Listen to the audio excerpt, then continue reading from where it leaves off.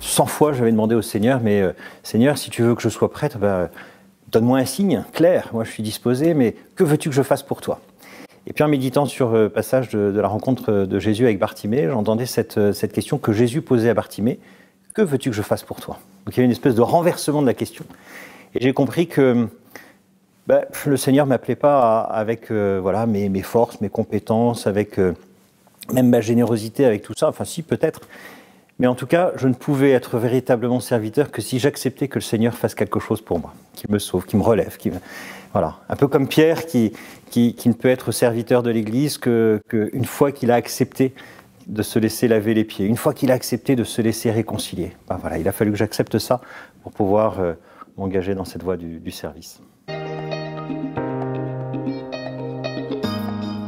Donc c'est pour ça, au moment où j'ai franchi le pas de m'adresser à une congrégation, c'était naturel pour moi, c'était évident. Si je voulais rester en cohérence avec ce que j'étais et le chemin que j'avais parcouru, il fallait que je frappe à la porte et que je me dise pourquoi pas moi, pourquoi ne pas essayer et on verra.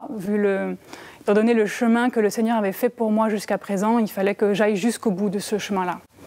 Et puis c'est vrai aussi que j'ai rencontré des personnes qui m'ont confortée dans ce chemin, pas forcément en me disant oui c'est bien, mais en me disant je pensais que c'était quelque chose qui était fait pour toi, cette vie religieuse.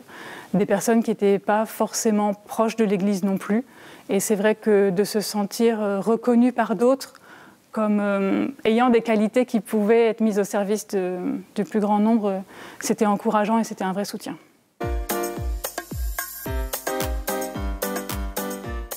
La vocation, c'est écouter la petite voix de la vie, de la joie qui coule. Et ça, on va dire, en tout cas, comme jésuite, c'est ça que j'essaie d'écouter dans ma vie, puis c'est ça que j'essaie d'écouter en accompagnement. Et c'est ça que je peux essayer de leur faire nommer.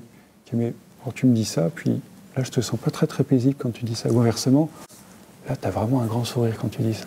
Et voilà, je dirais qu'une vocation, elle se dessinera du côté de ces sourires et ces joies qui sont présentes dans leur vie.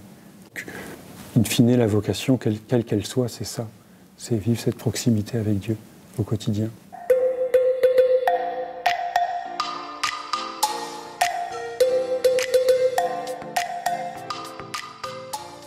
Est-ce qu'être marié, c'est une vocation?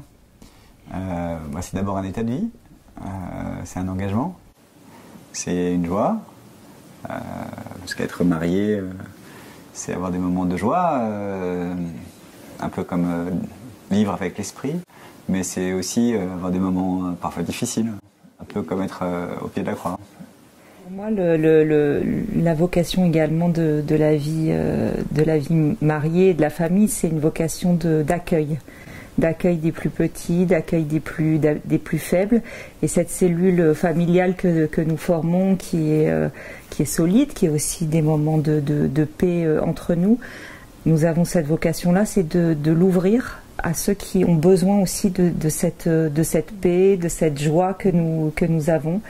Et notre vocation de couple, de père et mère de famille, c'est à la fois d'élever nos enfants, mais d'être capable d'accueillir d'autres enfants ou d'autres personnes qui nous sont données et à qui on peut offrir ces moments de vie familiale, d'espérance, de fidélité que nous vivons entre nous.